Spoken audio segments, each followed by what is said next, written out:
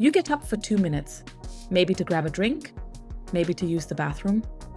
And when you come back, your cat is sitting in your exact spot, looking completely unbothered. Not just near it, in it. Dead center. Most people think this is their cat being funny. It gets filmed, it gets posted, everyone laughs. But here's what almost nobody knows. Your cat isn't doing this randomly, and they're not doing it to annoy you. It's actually one of the most direct things your cat will ever communicate to you. And once you understand the real reason behind it, you'll never see this behavior the same way again.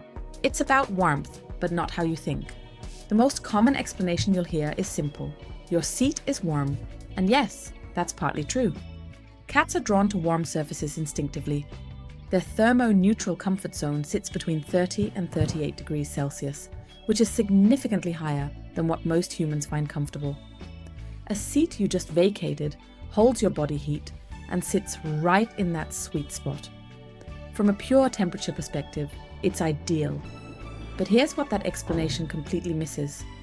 Your cat has access to warm spots all over your home at any given moment. Sunny windowsills, radiators, warm blankets, patches of sunlight on the floor. They don't need your specific chair. They choose it anyway, every single time, and they choose it within seconds of you leaving. That precision tells us warmth alone isn't the answer. There's something else happening, something that goes much deeper into how cats perceive you, what you represent to them, and what your physical presence actually means in their world. The warmth is just the opening. The real reason is something far more meaningful. Your scent is the point. To understand what's really happening, you need to understand how cats experience their environment. While humans navigate the world primarily through sight, cats navigate primarily through scent. Their sense of smell is roughly 14 times more powerful than ours.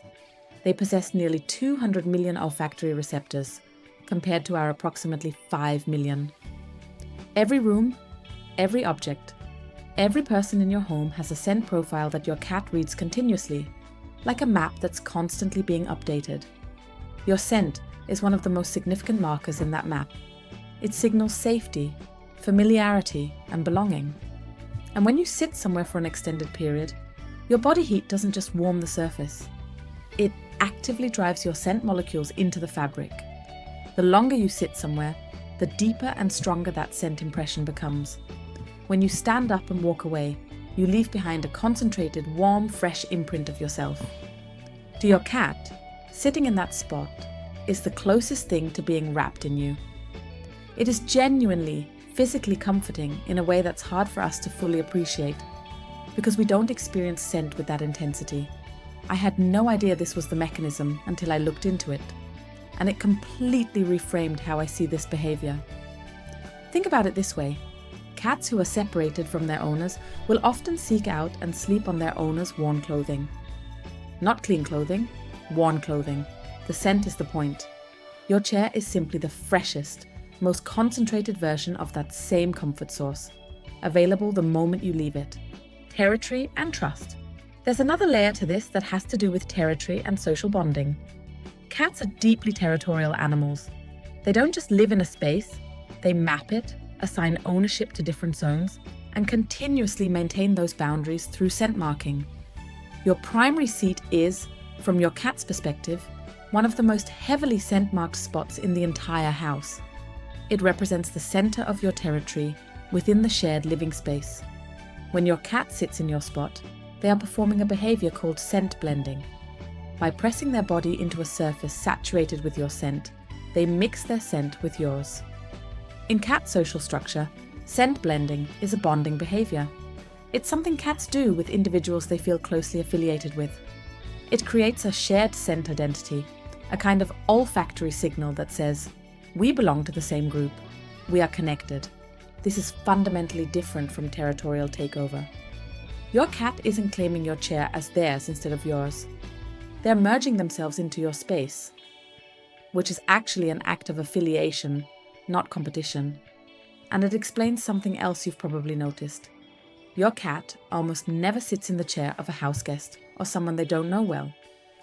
They go to the spots that belong to the people they are most bonded with, because those are the scent profiles they want to be close to. Your cat picks your spot because to them, you are the safest place in the room. The attention angle. Now here's the fourth reason, and this one might make you smile because it says something about just how observant your cat actually is. Over time, your cat has noticed a very consistent pattern. When they sit in your seat, you come back, you see them, and you respond. Maybe you talk to them. Maybe you try to negotiate. Maybe you just stand there for a moment debating what to do. Whatever you do, you engage, you make eye contact, you direct your full attention toward them. And in a cat's world, that is a significant reward. Research into feline cognition has consistently shown that cats are far more capable of learning cause and effect relationships than most people assume. They watch their owners carefully, they notice what behaviors produce responses, and they repeat those behaviors. Your cat may have figured out entirely on their own, with no training, no prompting, that sitting in your specific spot is one of the most reliable ways to get your attention quickly. This isn't manipulation in any cynical sense. It's a cat doing what cats do across all contexts, observing, learning, and repeating what works. The fact that they've identified your chair as a social trigger shows a level of awareness about you specifically that's actually quite remarkable. And honestly, it works every single time. What to do? So what do you actually do about this? The first thing worth saying is, you don't necessarily have to do anything. This behavior is harmless. It doesn't indicate any kind of problem. In fact, taken together, everything we've just covered, the scent seeking, the blending, the social attention, points to a cat that feels genuinely safe, bonded, and comfortable with you. That's a good thing, but if you'd prefer your cat didn't take your seat, the approach that works best is a quiet, low-drama redirect. When you come back and find them there, don't make a fuss. Don't talk to them extensively or push them off with obvious frustration. Instead, place a blanket or a cushion in a nearby spot, slightly warmed if possible, perhaps from sitting on it yourself briefly, and guide them toward it calmly. Over time, that alternative spot accumulates the same comfort signals as your chair, and many cats will naturally transition to it. What you want to avoid is reacting with loudness or physical displeasure. Remember what's driving this behavior: a search for safety and closeness. If your response to that search is startling or unpleasant, you're not solving the chair problem. You're eroding the sense of security that caused it in the first place. That's a poor trade. Your cat isn't stealing your seat. They're telling you something, that your scent is comforting to them, that your presence means safety, that wherever you are is where they want to be. Your cat picks your spot because to them, you are the safest place in the room. Has your cat done this to you?